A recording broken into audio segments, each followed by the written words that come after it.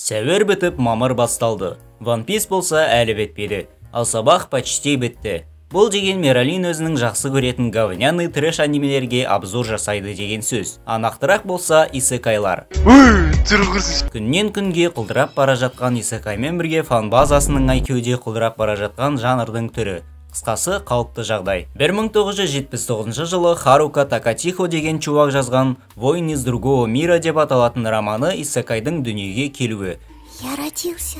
Егерде исекай обычный өліп тірілу болса, реинкарнация жанрын құрған японец болып шықты ғой. Жоқ, бұл қате ұғым. Өйткені реинкарнация жайлы бұрынғы заманда өмір сүрген Платонның өзі де жазған. Мұнда реинкарнация жайлы толық ақпарат тұр. Оқығыларың келсе тоқтатып оқып аларсыңдар. Жалпы исекай дегенде еске түсетін анимелер бұл әрине Re:Zero, Konosuba, No Game No Life. Восхождение героя щита. Негізі бұл анимелерді мен әрине нихуя көрген жоқпын. Себебі мен даун емес. Жарайды, себебі мен деловой адам болғандықтан ондай мусырға уақытым жоқ. Хотя көрмей жатып жамандау дұрыс емес болар. Допустим, жаңа айтылған анимелер көруге тұрарлық исекайлар. Алайда атына қарап судит ететін анимелер де болатынын еске салайын. Мысалы, басқа әлемде телефонмен, болмаса басқа әлем бір соққымен өлтіретін әпке. Или құрбандыққа шалынған ханшайым мен аңдардың патшасы. И тағы біреуі, мен басқа әлемде читерлік қабілетке ие болдым және шынайы әлемде ерекше атандым. Деңгейімді көтеру өмірімді қалай өзгерткені туралы оқиға. Я, менің оқығаным анименің атауы, сюжеттің қысқаша түсінігі емес.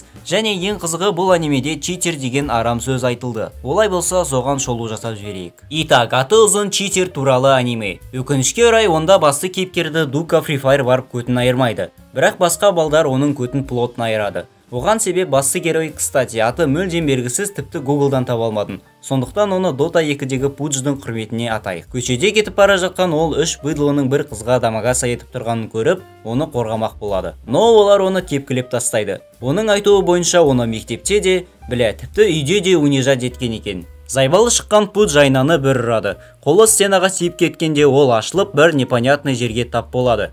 Айтпақшы, Пуджға ең жақын адам болған оның атасы болатын. Және де оның ойынша бұл бөлме соның атасына тиесілі екен. Аниме басында сәл қызықтырып еді, но бірде интерес сразу кетіп қалды. Главный факторлар бұл басты кейіпкердің дұрыс көрінбеуі, яғни үнсіздігі, және рисовка, анимация плюс дефолтный сюжеті.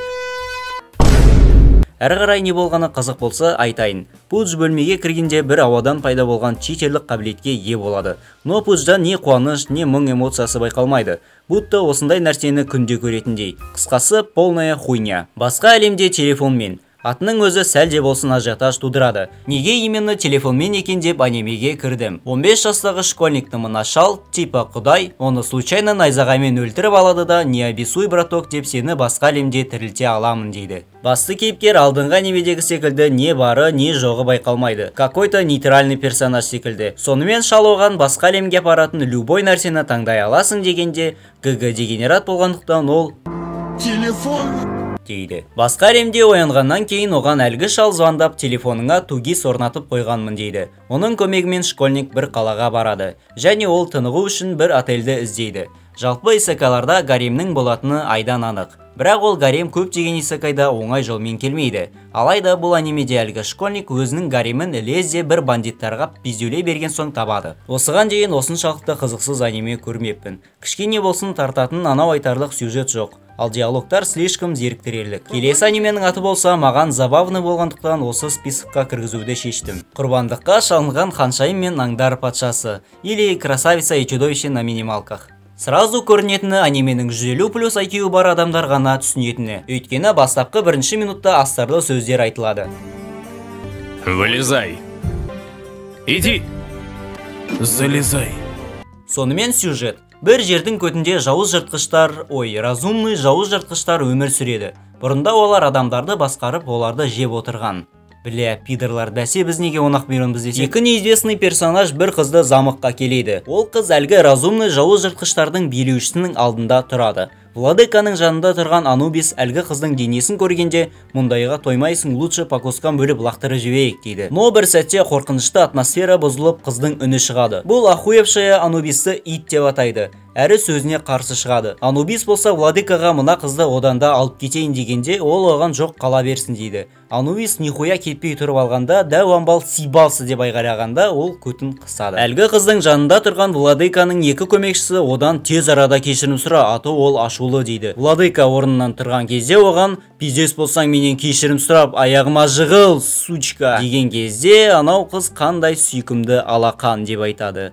Владыка ашуланады. Но қыз өлтірсең өлтіре бер дегенде, ол оны босатып, атың кім дейді. Ол Сарифи деп жауап қайтарады. Сарифи оның есімін сұрағанда, менің атым жоқ дейді.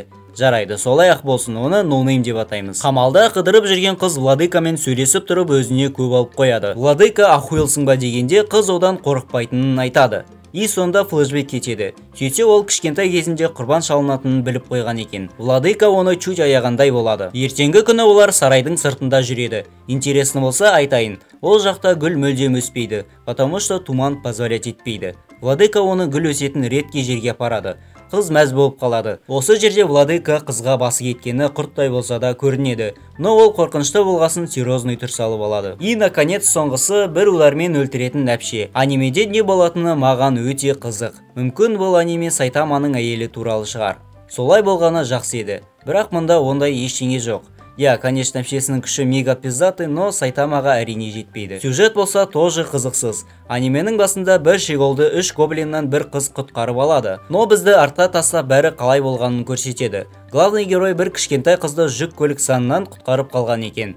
И осы бір моментте жаңа исекайлардың үлкен минусы көрінеді. Басты кейіпкерді өлгеннен кейін ешқандай сезім жауламайды. Ну, мысалы мен өліп қалсам, мен кәдімгідей паниковать етіп тышып қоятын едім. А бұлар болса күнде өлетін секілді реакция көрсетпейді.